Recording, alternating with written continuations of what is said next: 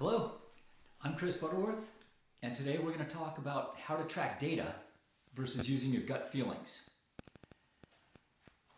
Here at Healthy Butter, we got to talk about a couple of things before we get started. Three things about this channel that you need to know. First of all, this is a one-take video. I don't have time for video editing. We record the video, we press stop, move it up to YouTube, flaws and all. Secondly, I've spent the last few years fixing myself. Back pain, elbow pain, shoulder pain, other pain. A few years ago, I was hindered in my movements. I was in a lot of pain, less than functional. Today, I feel great. And I want to be able to share what I've done. I want to be able to share it with you. We can all learn from each other and get better together. I do not spend a lot of time on fitness, half hour a day at the most, but it is something that I think about a lot. It's something that I practice consistently, and some of the habits that we do carry through the rest of the day. And third, as I just said, 30 minutes a day, not a lot of time. There's thousands of hours of YouTube videos out there about how to do kettlebell, how to feel better, how to stretch, how to whatever. I try to take all of that information that I've seen and that I continue to watch and compile it down to stuff that you can take away and use. So with that out of the way, let's talk about how to track data versus using gut feelings. The experts tell you to track and to measure that which you want to improve. So if you want to get better at it, you've got to keep track of it. You've got to measure it. You've got to know if you're getting better or not. For me personally, I do a lot of different things as parts of my workout. Kettlebells, clubs, mace. For me, those are very specific. Those are programmed. Yesterday, for example, I used a 35-pound kettlebell, and I'm trying to think of the number. I did 8 sets of 5 with each hand. So I did 5 snatches with one hand, changed hands, did 5 snatches with the other hand, put it down, and I was on an EMOM. That is very specific, easy to track. What I do is I keep a journal, and I keep track of every exercise that I do, and I make a couple of quick thoughts about how I felt after it. Was it easy? Was it difficult? Did it start easy and get harder? Did it start hard, but as I got a rhythm going, it got easier? Did I tweak something? Did I feel great? Whatever it is. My personal vibe, what I'm trying to teach myself and get better at doing is, if it was a challenging workout, if I felt like it was hard, difficult, heavy, then I'm going to repeat that workout, because I'm not in a race to get to the finish line. This is a forever program, and there's no reason to hurry up and push into something that's too hard. I don't want to plateau myself to the point that I can't do my own workouts. I've done that before, where my workouts got very intimidating, and just waking up in the morning, I had anxiety about how hard my workout was going to be that day.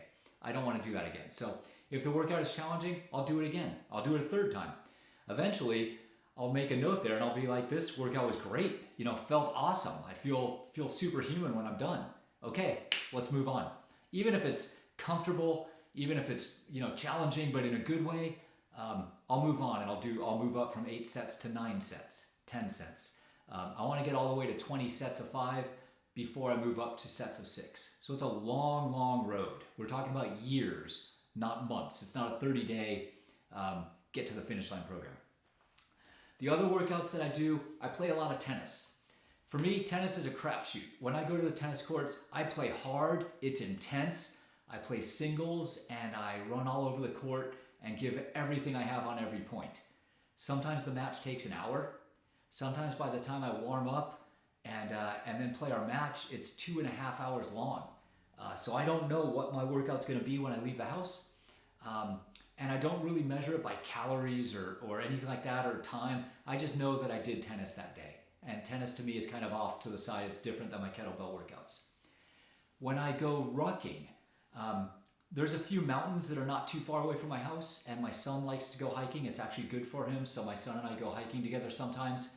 And when I hike at his pace, and I'm there kind of to help him if he needs any assistance going up or down, for me, that's not a real challenging hike. I'm out.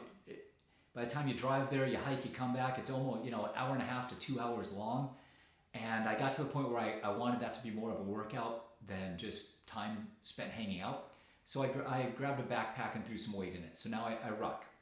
So I have a backpack down here with my other stuff. I default it with 10 pounds in it. By the time I put a couple waters in and a sweatshirt, it's probably closer to 15 pounds.